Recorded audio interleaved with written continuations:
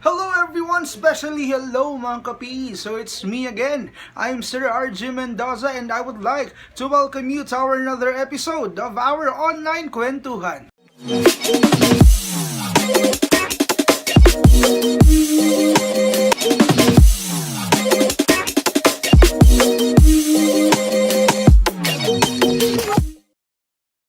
Okay class, so for today's video, i-discuss sa inyo ni Sir RG kung ano-ano yung mga different strokes na meron tayo sa badminton. So meron tayong 4 na strokes when it comes in badminton. That is the clear, followed by the drive, and then the next one is the drop, and then the last one is the smash. So i-discuss yan sa inyo ni Sir RG or iisa-isahin natin yan ngayong araw na to. And syempre ngayong araw din na ito, ngayon sa video din natin na ito, i-discuss ni Sir RG yung different basic rules and regulation when it comes in badminton.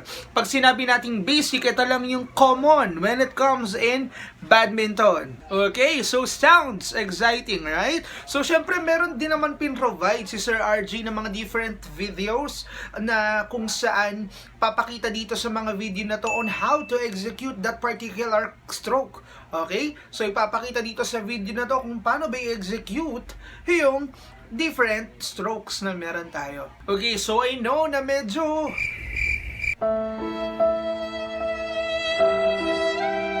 Okay, so I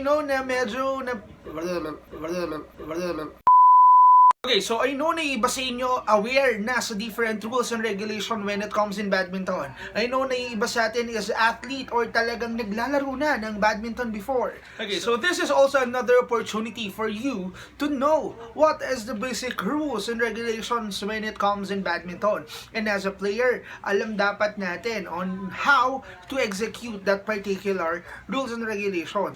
Or as a player, dapat alam natin or dapat sinusunod natin yung mga different rules and regulations when it comes in badminton. So, syempre dito pinapakita rin ni Sir RG or ipapakita rin ni Sir RG sa inyo kung ano-ano ba yung mga kadalasang nai-encounter natin when it comes in badminton. Ano yung madalas na na-encounter natin, especially sa ating rules and regulation to class yung mga different faults na meron tayo sa badminton. Ano-ano ba yung mga different instances na pwede nating ma-encounter sa badminton. Okay, so class, hindi ko na patatagalin pa, no? Let's start this video. Sabay-sabay natin tong panoorin in 3, 2, 1. Okay, so again class, don't forget to take down your notes dahil hindi lahat ng sinasabi ni Sir RG nasa kanyang module. Okay, so let's start this video. So good day everyone, especially good day mga ka-PE. So like what I said before, natakal na natin kung ano ibig sabihin ng badminton, right? Sa ating past or sa ating previous video. So for today's video naman, pag-uusapan naman natin ngayon yung different common strokes in badminton and then yung rules and regulations na under ng ating badminton game. Okay, so ano-ano nga ba yung mga 4 common strokes and then yung rules and regulations ng badminton? So iisa-isahin natin yan ngayong araw na ito. So let's start this video sa ating unang topic, which is the 4 common strokes in badminton. Okay, so pag sinabing 4 common strokes in badminton, ito lang naman yung 4 na kadalasan ginagamit na mga strokes sa badminton. Okay, so ano yung 4 na yan? Tatalakayin natin yan ngayong araw na ito or iisa-isahin natin yan ngayon sa ating video. Okay, so the first common strokes in badminton is what we called clear. So clear, it is also called lob. Okay, so always remember that class, okay? So when we say clear, it is also called as lob. So the shuttle soars in high arc and falls in the court behind the opponent. So I have here class a video, makikita nyo dito sa gilid na yan, yung video ng ating clear or kung paano gawin or paano i-execute yung clear natin na tinatawag o yung clear na strokes in badminton. So you have to use the forehand overhand position, ano? So bring the racket from behind the body with the head up. So as you can see, it strike the shuttle at the highest point of reach when your arm is fully extended. Just before the moment of impact, use a forceful re-snap so that the shuttle is hit up and toward the baseline in the opponent's court. When hitting with this stroke, the racket follows the same path as it does in the long service, except the left side is toward the direction of the bird flight. So that is the clear Okay, or it is also called a lag. Okay, so this time let's move on to our second common strokes in badminton, which is the drop. Okay, so the drop is the shuttle falls gently and just clears the net.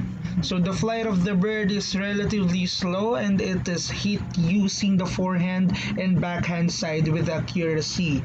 So bring your arm form behind the body and extend completely at the impact of the shuttle. So follow with the re-snap and let the bird follow straight line and drop just over the net. So the follow through is minimum. So that is the drop or drop. In a simple word, the shuttle falls gently o yung bumagsak lang siya ng soft lang or gently nga, like what I said before. That is called drop. And then the third common strokes in badminton is called drive. When we say drive, it is a hard stroke hit on straight line. Okay, so magkaiba po class si drive or si smash. Dahil I know na parang once na narinig nyo kasi yung meaning ni drive, parang papasok din sa isip nyo yung smash na tinatawag natin. Ano? So iti-discuss yun sa inyo ni Sir RJ kung ano yung kaibahan ng dalawa. Actually, makikita nyo naman sa video na ito na i-present ko kung ano yung difference ng dalawa. Okay? So drive. Drive, it is a hard stroke hit on straight line. So always remember that class that this is the fast moving shuttle that follows a horizontal path from one court to another. So again, always to remember class that this is the fast moving shuttle that follows a horizontal path from one court to another. So you have to bring the racket back at shoulder level followed by a swing in which the racket head remains parallel to the floor. Ayan, so nabubulo na si Sir RJ. So the shuttle is struck in front of the body and the wrist snaps at the moment of impact. So the right arm follows through across the body to shoulder level on left side. As you can see or see to it, remember class that see to it that the shuttle flies low or else it is easy to return. Okay class, so now let's move on to the next common stroke in badminton. This is the last one also, which is called smash. Okay, smash, it is a hard stroke hit sharply downward. Kung kanina klase drive, it is also a hard stroke hit on straight line. Si smash naman, it is also a hard stroke hit sharply downward. Okay, so yun yung pinagkaiba nila. Si drive, hit on straight line, and si smash naman, hit sharply downward. Okay, so paano ba i-execute itong si smash? You have to bring the arm form behind the body with the elbow bent. Then forcefully extend your arm overhead to contact the shuttle. So the shuttle must be hit with a strong straight downward position and tremendous re-snap. The shuttle must be hit at the highest possible point and in front of the body. Be sure that you are able to make the shuttle travel downward with a great speed. Okay, great speed dito class, I mean before yung i-execute itong smash, you have to make sure that you're able to make the shuttle travel downward with a great speed. Okay? So, kanina si drive, dapat dito daw yung, di ba kanina sa drive, dapat daw yung shuttle natin fly slow. Okay, yung mababa lang, ano? Kung hindi, mabilis mai babalik sa'yo ng kalaban mo. Dito naman sa smash, mabilis dapat. Okay? I mean, great speed or talagang solido o talagang matulin dapat yung pag-transfer ng shuttle downward dun sa opponent's court. Okay po ba? So that is the 4 common strokes in badminton. So balikan lang ulit natin siya. Meron tayong 4 na common strokes in badminton. The first one is the clear, followed by the drop, and then the third one is the drive, and then the fourth one is the smash. So that is the 4 common strokes in badminton. Okay, so all strokes class can be forehand or backhand stroke. Much deception is possible in placing shots and in controlling the shuttle, which often will stop short in this flight and plunge down the court. So the terms stroke and shot are sometimes used interchangeability, but the authority in the games uses the word stroke to refer to striking patterns. Also, class, huwag kayong malilito between shot and stroke because they are all the same or parehas lang silang dalawa. Okay, pero kadalasan lang na ginagamit talaga sa mismong game o sa mismong badminton game na yung stroke. Kasi with the word stroke, ayan, highlight natin dito, bibilugan ko, no? Sabi dito, the word stroke refers to striking patterns. Okay, so class, as you can see, kanina pa nababanggit ni Sir RG yung shot natin na tinatawag. So ano nga ba yung shot na yan? Let's define shot. Okay, so when we say shot, it is used to differentiate flight patterns according to trajectory or elevation and depth. So a forehand, underhand stroke may be used to hit a variety of shots served. Okay, so forehand or underhand stroke lang yung kadalasang ginagamit when it comes in shot served. Okay, so class, nabanggit ko rin dyan sa inyo kanina dito sa ating unang-unang sentence, ano? Forehand and backhand stroke. So, syempre, let's differentiate the forehand stroke and backhand stroke. When we say forehand stroke, class, it is refers to any shot struck on the racket side of the body. Pag sinabi naman nating backhand stroke, these are hosts struck on the side away from the racket, left side or right-handed or right side for left-handed. Kung kanina sa forehand stroke, ano siya dito, parang any shot that struck on the racket side of the body. Dito naman sa backhand naman natin, side away from the racket naman siya. Or the host struck on the side away from the racket. So that is the difference between forehand stroke and backhand stroke. Okay, class, so na-discuss na sa inyo ni Sir RG kung ano ba yung difference between forehand stroke and backhand stroke. So now, let's move on to the three parts of backhand of forehand strokes. So this is the three parts of backhand of forehand stroke, class. Meron tayong tinatawag na backswing, hitting action, and then follow through. Na i-discuss yan sa inyo ngayon ni Sir RG kung ano ba yung difference ng tatlo na yan sa isa't isa. Okay, so the first one is the backswing. When we say backswing, it involves all movements of the racket away from the target. So highlight lang natin to, class, ano? Involves movement of the racket away from the target. Okay, so away from the target pag sinabi nating backswing. Pag sinabi naman nating hitting action, it includes all forward motions until a racket contacts the shuttle. Kung kanina si backswing, class, is away from the target, this time naman si hitting action, forward motion until the racket contacts the shuttle.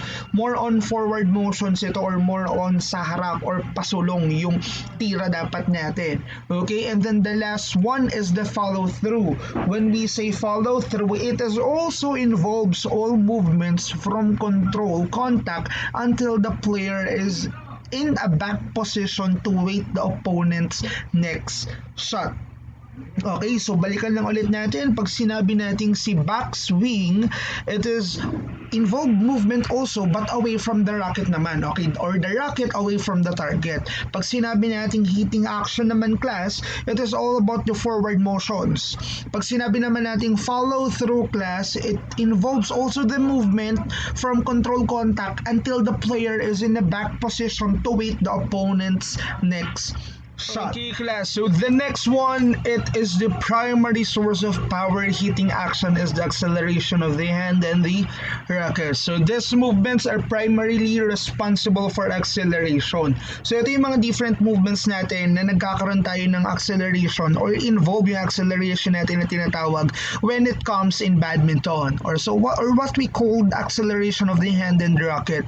So these movements are primarily responsible for or acceleration. So ito yung mga different movements na involved when it comes in acceleration in badminton. So the first one is the arm extension, followed by the forearm rotation. Okay, so the forearm rotation, it is the turning can be inward pronation or outward supination. Okay, so ulitin natin, ano, pag sinabi nating forearm rotation, it is the turning that can be inward or outward. Pag sinabi nating inward, pronation. Pag sinabi nating outward, supination. Okay? And then the last one is the wrist action or wrist cock. So this is the motion can be bending towards the inside of the forearm or bending backward the outside of the forearm. Class, again, pakitandaan po ito. Pag sinabi nating inside of the forearm, ang tawag doon flexion. Pag sinabi naman nating outside or bending backward the outside of the forearm, ang tawag naman doon hyperflexion. Okay, so ulitin lang natin para mas malinawan tayong lahat, ano? Pag sinabi nating inside of the forearm, flexion. Pag sinabi naman nating outside of the forearm, hyperflexion. Okay, so ito lang naman yung tatlong primary source of power hitting action is the acceleration of the hand and the racket. So ito yung mga different movements na responsible sa acceleration natin na tinatawag. Balikan natin, arm extension followed by the forearm rotation, no? So it can be inward or outward. Pag sinabi nating inward, pronation. Pag sinabi nating outward, supination. Then last one is the wrist action or wrist cock. So pag sinabi naman natin wrist action or wrist cock, this is the motion can be bending towards the inside of the forearm or outside of the forearm. Pag sinabi natin inside of the forearm, flexion. Pag sinabi natin outside of the forearm, hyperflexion. So learning effective wrist action is among the most important aspects of proper stroking technique. The wrist action for forehand stroke is the hyperextended during the backswing, then flex during the hitting action and follow through. The wrist action for backhand is to flex during the backswing, then vigorously without hyperextension during the hitting action and follow through. Okay, now, so let's move on to our next stroke, which is the underhand stroke. When we say underhand stroke, class, when the approaching shuttle is low in front of the player. So here are the steps in executing the underhand stroke. So ipapakita ko rin sa inyo kung paano execute yung underhand strokes when it comes in badminton. So here are the steps in executing the underhand stroke. So in a backswing position, drop the racket hand down and back, and then after that you have to move the right foot forward in the direction of the spot where the shuttle will hit the floor. Weight will transfer to front foot, and then the wrist cocks back during the backswing. Hyperextension on the forehand side or forehand side, but flexing on the backhand side. After that, you have to move forward the arm while the wrist remains cocked. Hit the target. You have to hit the target shuttle, combining the three movements in accelerating with full and rapid upward movement of the hand toward the target includes a vigorous uncocking of the wrist. So that is what we call underhand stroke. Okay, so the next one is what we call overhand stroke. When we say overhand stroke, class, it is used to return the shuttle with a high trajectory coming from the opponent's court when the shuttle gets behind you. Here are some steps in executing the overhand stroke. So ito rin yung video para nang sa ganun aware kayo kung paano ba i-execute itong si forehand strokes natin na tinatawag. Okay, so si overhand stroke rather, as you have to lift both arms overhead and then sharply bend the elbow of the racket arm and move the racket foot in the direction of the area where the shuttle would hit the floor. So after that, the non-racket hand provide balance. It should be higher than the head and points toward the incoming shuttle when you are hitting a forehand, and it will be near shoulder level and behind the shuttle when you are hitting a backhand. Then during the execution of smash, the release sometimes move fast, extending to a flex position during the follow-through. So class, when we say smash, it is an overhead shot sharply hit forcefully at a steeper downward angle. So na-discuss ko naman sa inyo yung ibig sabihin ng smash kanina, no? So ulitin lang natin. So during the execution of smash, the wrist sometimes move fast, extending to a flex position during the follow-through. So that is the overhand stroke. And then the last stroke naman na tinatawag natin, meron tayong tinatawag na side arm stroke. So Sir RG, ano po ba yung side arm stroke na yan? So if the opponent uses a drive to hit the shuttle parallel to either sidelines or you reach it a height between your waist and your shoulder, return it with a side arm strike. So like what I said before class, pag sinabi nating drive, it is a fast, low shot with flat trajectory. Ito yung mababa lang na mabagal lang o gentle lang yung drive na ito. Hindi siya ganun kabilis, hindi siya kagaya ng sa smash natin. Okay? So balikan lang ulit natin. Pag sinabi nating side arm stroke, if the opponent uses a drive to hit the shuttle parallel to either sidelines or you reach at a height between your waist and your shoulder, return it with a side arm strike. Ulitin natin, meron tayong underhand stroke, followed by the overhand stroke, and then the last one is the side arm stroke. Okay, so that's it. Na-discuss na sa inyo ni Sir RJ kung ano iba yung ibig sabihin ng 4 common strokes, ano yung mga under ng 4 common strokes na tinatawag natin. Na-discuss na din sa inyo ni Sir RJ kung ano ba yung difference between forehand stroke and then backhand stroke. Na-discuss ko na din sa inyo yung 3 parts of backhand of forehand stroke. Discuss na rin sa inyo ni Sir RJ ano ibig sabihin ng underhand stroke, then ng overhand stroke, and then the side arm stroke. Nakatatapos ko lang sa inyo i-discuss. So now, let's move on to our next part of our another episode, which is the rules and regulation when it comes in badminton.